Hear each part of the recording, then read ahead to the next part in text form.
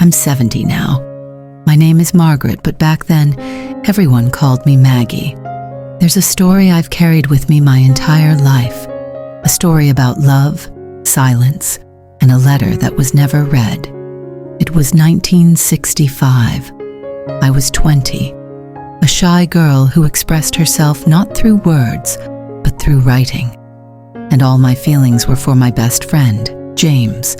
He was tall, dark-haired, with a laugh that could light up any room. We were inseparable, sharing dreams and fears, everything, except my secret.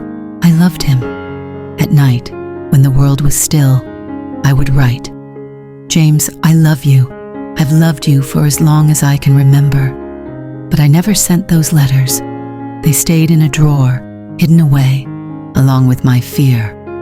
One day, James told me he'd gotten a job in another city. He'd be leaving at the end of the week. I congratulated him with a smile, but my heart was breaking. That night, I did something I'd never dared to do. I took one of my letters, placed it in an envelope, and walked to his house under the dim street lamps.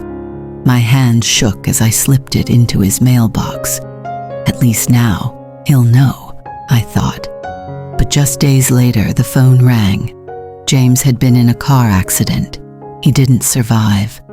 I stood there, frozen, the receiver cold in my hand. The boy I loved, who'd never know how much he meant to me, was gone. When I visited his family to pay my respects, his mother invited me into his room. There, on his desk, was my letter, unopened, untouched. My heart shattered as I stared at it. I wanted to take it back, but then something caught my eye. On the wall above his desk, photos of us, me and James, smiling, laughing, living. Beside one photo was a small note that read, "Maggie always knows how to make me laugh." And that's when it hit me. Maybe he didn't need to read the letter. Maybe he already knew. Looking back now, I still think about that letter, the words I kept to myself. But I've learned something.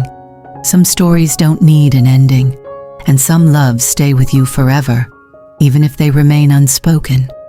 So here I am sharing this story, not for closure, but as a reminder. If you have something to say it. Some words deserve to be heard before it's too late.